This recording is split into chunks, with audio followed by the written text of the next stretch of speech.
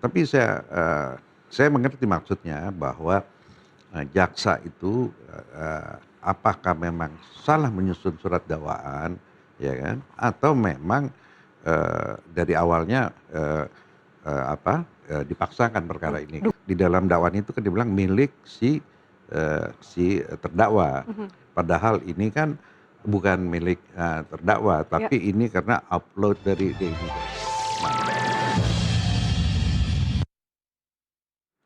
Pemirsa, sidang eksepsi perkara ijazah Presiden ke-7 Joko Widodo dengan terdakwa Dr. Tifa kembali menjadi perhatian. Tim kuasa hukum menyampaikan sejumlah keberatan terhadap dakwaan jaksa mulai dari dugaan dakwaan kabur, salah objek perkara, hingga argumentasi mengenai kebebasan berpendapat dan hak mengkaji dokumen publik. Untuk mengkajinya di studio sudah ada Aziz Yanuar selaku tim kuasa hukum Dr. Tifa serta Kudri Sitompul, ahli hukum pidana Universitas Indonesia. Pak Kudri, Mas Aziz, terima kasih sudah hadir di NTV Prime. Apa kabar? Ya baik, alhamdulillah. Saya ke Pak Mas Aziz dulu ya. Mas Aziz, ini kan berarti posisi persidangan antara Mas Roy dan Dr. Tifa berada di dua lintasan yang agak berbeda. Kita bisa bilang begitu ya. Mas Roy secara formal pra peradilan sudah selesai kemarin dengan kemenangan sebagian, tapi perkara pokoknya tetap jalan. Sekarang bergeser penuh ke tangan JPU untuk disidangkan di PN Jakarta Timur. Sementara Dr. Tifa, klien Anda, Mas Roy bukan ya, Mas Roy tidak Anda tanganin ya. Dr. Tifa sebagai klien Anda hari ini berada di tahap sidang eksepsi atau perlawanan terhadap dakwaan di PN Jakarta Timur. Saya sudah merangkum tadi ada dari tim pembela mengembangkan argumentasi ada 5 hal setidaknya. Ada error in objecto, ada error in persona, ada legal standing, kemudian undang-undang LPSK dan cacat prosedural sebagai serangan formil ke dakwaan. 5 itu ya. Bisa dijelasin singkat-singkat saja dulu ke 5 poin itu. Sebelum nanti kita akan bahas dengan Pak. Ya, mungkin kita bahas satu persatu ya mengenai error in objecto dulu. Jadi di pasal 32 ayat 1 Undang-Undang ITE yang memang dituduhkan oleh JPU. Nah, itu memang dijelaskan bahwa dokumen itu milik sendiri karena di ketentuannya seperti itu. Ya, di pasal 32 itu bunyinya kan setiap orang dengan sengaja tanpa hak melawan hukum dengan cara apapun mengubah, menambah, mengurangi ya dan seterusnya dokumen elektronik milik orang lain ya atau milik publik. Nah, di sini yang dipermasalahkan itu ya oleh Dr. Tifa yang kemudian dijadikan objek dakwaan yang dikaitkan dengan klien kami itu adalah dokumen yang waktu itu dari sumbernya yang milik Dian Sandi. Yang mengunggah pertama kali adalah Dian Sandi, bukan Pak Joko Widodo gitu. Jadi jelas di sini ada error in objecto karena memang dokumen itu adalah dokumen milik Dian Sandi yang kemudian diteliti. Nah, jadi saya garis bawahi yang diteliti oleh Dr. Tifa itu bukan ijazah Pak Joko Widodo karena Dr. Tifa dari awal tidak pernah memilikinya gitu loh. Nah, jadi hanya yang dari uploadan Dian Sandi, kemudian dia meneliti hasil tersebut, kemudian menganalisa dan juga menyampaikan pendapatnya. Ya, dikaitkan juga dengan saya tambahkan juga jawabannya tadi dikaitkan juga dengan yang memang Dr. Tifa lakukan sebagai saksi waktu itu dari laporan TPUA. Laporan TPUA Tim Pembela Ulama dan Aktivis pada tanggal 9 Desember 2024, LPTPUA itu di situ di Mabes Polri, Dumas dan kemudian dilanjutkan dengan LP tentunya secara prosedur. Itu memang Dr. Tifa sebagai saksi di situ. Nah, jadi tentu saja sebagai saksi dia dilindungi oleh pasal 10 ayat 1 dan ayat 2 Undang-Undang Pelindungan Saksi dan Korban gitu. Jadi 2 hal itu yang saya bisa sampaikan di awal dari 5 yang mungkin nanti bisa dibedah lebih lanjut ya. Sebelum kita beralih ke 4 poin sanggahan tadi ya. Saya ingin ke Pak Kudri. Dari error in objecto yang tadi sudah dijelaskan oleh tim kuasa hukum oleh Mas Aziz. Ini kan artinya objek elektronik dalam hal ini konten ijazah Pak Jokowi yang dipersoalkan dalam dakwaan sebenarnya adalah unggahan milik tadi yang disebut akunnya Dian Sandi. Bukan dari Dr. Tifa sehingga dinilai ada kekeliruan menempatkan. Bukan milik Joko Widodo. Bukan milik Joko Widodo sehingga ada kekeliruan menempatkan karya analisis sebagai seolah-olah objek pemalsuan begitu ya. Kira-kira objek in objectonya seperti itu. Bukan, objek yang dimanipulasi. Objek yang dimanipulasi itu dituduh oleh jaksa sesuai pasal 32 itu milik pelapor. Pelapor kan Dian Sandi. Nah, tapi dalam hal ini pelapornya kan Joko Widodo. Harusnya kan Dian Sandi yang melapor kalau pasal 32. Uploadernya. Iya, Ya, uploadernya. oke. Pendapat Anda, Pak Kudri? Iya, ini saya kira sangat tipis sekali apakah ini salah objek atau tidak gitu ya. Karena ini akan menyangkut ke pokok perkara. Tetapi kalau dilihat, biasanya begini, yang disalah objek ini begini. Kalau misalnya penggelapan dan penipuan itu kan tipis. Oke. Ya, oke. Atau misalnya pencurian dengan penggelapan juga gitu ya, itu. Atau ini misalnya pembunuhan ya, atau karena penganiayaan mengakibatkan matinya orang itu tipis ya. Jadi itu bisa dianggap nanti itu pembuktian ya ini ya. Tapi saya mengerti maksudnya bahwa jaksa itu apakah memang salah menyusun surat dakwaan, ya kan? Atau memang dari awalnya dipaksakan perkara ini. Dugaan gitu ya. Anda, Pak Kudri, dipaksakan Begini, misalnya atau? dia bilang milik, misalnya kan di dalam di dalam dakwaan itu kan dibilang milik si terdakwa. Padahal ini kan bukan milik terdakwa, tapi ini karena upload dari dia ini kan. Nah, itu juga nanti ahli IT akan menjelaskan apakah kalau udah dipublish di dalam media itu udah menjadi milik publik atau tidak. Itu nanti akan menjelaskan. Tapi saya kira ya yang penting dalam kesempatan ini misalnya saya nggak tahu ya kenapa tim penasihat hukumnya Dr. Tifa itu tidak mengungkapkan mengenai saksi saksi mahkota Kurun Getih gitu. Karena begini, ini kan Undang-Undang 20 tahun 2005 ini itu kan semangatnya itu adalah untuk memberikan kedudukan yang sama antara penuntut umum dengan terdakwa dan penasihat hukumnya.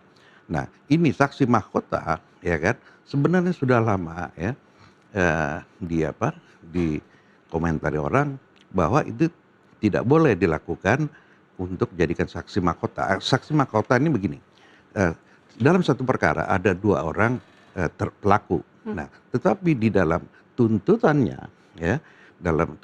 atau dakwaannya itu dipisah perkara ini, di splitsing, sehingga yang satu menjadi saksi, yang satu menjadi terdakwa dalam perkara yang lain. Ya. Nah, di dalam semangat Undang-Undang 20 tahun 2005 ini ya, keterangan itu ya, pembuktian itu tidak boleh berdasarkan pengakuan, tapi harus berdasarkan keterangan.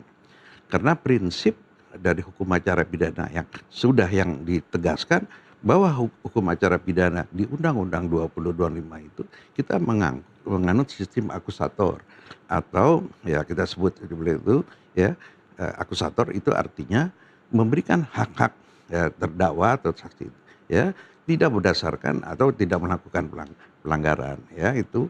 Nah, di dalam penjelasan Undang-Undang 20 itu juga sudah dijelaskan. Nah, ini sebenarnya Dr.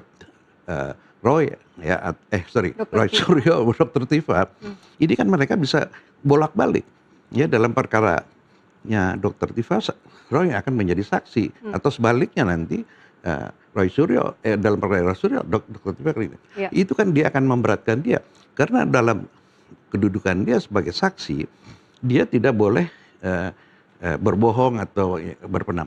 Nah, sedangkan keterangan saksi dalam perkaranya orang lain itu akan bisa dijadikan keterangan dalam perkara dia sebagai terdakwa. Jadi ini dari sudah lama. Jadi keberatan terhadap saksi mahkota ini. Di dalam perkara-perkara di dalam Mahkamah Konstitusi ya terhadap gugatan-gugatan atau permohonan uji material di dalam perkara KUHAP dulu ini pernah dibahas ya, dipertimbangkan oleh hakim Mahkamah Konstitusi. Sayangnya kan di dalam KUHAP yang lama Undang-Undang 8 tahun 1981 itu kan tidak tegas ya dinyatakan secara eksplisit ketentuan di dalam KUHAP itu. Sedangkan Mahkamah Konstitusi itu kan prinsipnya harus undang-undang bertentangan dengan undang-undang dasar. Tidak tidak menganut soal praktek ya. Kan karena saksi mahkota itu ya di dalam KUHP itu tidak ada, tetapi di dalam prakteknya itu dilakukan. Tetapi di dalam yang penting dalam mengenai saksi mahkota itu, hakim Mahkamah Konstitusi itu bilang bahwa saksi mahkota itu bertentangan dengan hak asasi. Karena hak asasi itu setiap orang harus mendapat pengakuan atau hak-hak tersangka di dalam ini. Itu kalau misalnya hak-hak orang di dalam perkara pidana dilanggar, itu kan melanggar hak asasi. Sehingga jadi ini di Mahkamah Konstitusi itu kalau betul ada ketentuan mengenai dibolehkan saksi mahkota, ketentuan itu bisa dibatalkan. Nah, tapi kita kembali lagi, ini kan kita baru ya penerapan KUHP yang baru. KUHP Undang-Undang 20 ya. Nah, ini kan mesti semangatnya dijaga dong ya, bahwa kan di dalam keterangan itu harus memberikan perlindungan kepada dan saksi dan korban dan terdakwanya itu gitu. Dan sehingga penerapan saksi mahkota itu jangan diinikan lagi dong, dipakai lagi gitu loh. Ya kenapa ini? Tapi ini bukan salahnya penyidik. Ini salahnya penuntut umum. Karena hak untuk memisahkan atau menyatukan perkara itu haknya penuntut umum. Nah, menurut saya kenapa hal ini tidak dieksplor gitu ya. Kalau menurut saya, kalau misalnya alasan ini saya kira hakim dalam perkaranya Dr. Tifa tidak akan mengabulkan. Dia akan bilang ya nanti kita lihat aja ya di dalam pokok perkara. Tetapi saya mengerti bahwa ini adalah ini kan perlawanan atau eksepsi itu bagian untuk pembelaan ya penyerangan ini. Mungkin ini akan menjadi strateginya ini gitu loh. Atau ya. Jadi apa nasihat Anda untuk tim kuasa hukum? Ya, tapi nggak bisa lagi ya bahwa ini karena agenda atau acara untuk mengajukan perlawanan sudah dikasih dan sudah diberikan itu loh. Tapi nggak tahu kalau misalnya penuntut umum itu akan mengajukan tanggapan ya terhadap perlawanan dilajukan oleh terdakwa, bisa aja dikemukakan itu ya.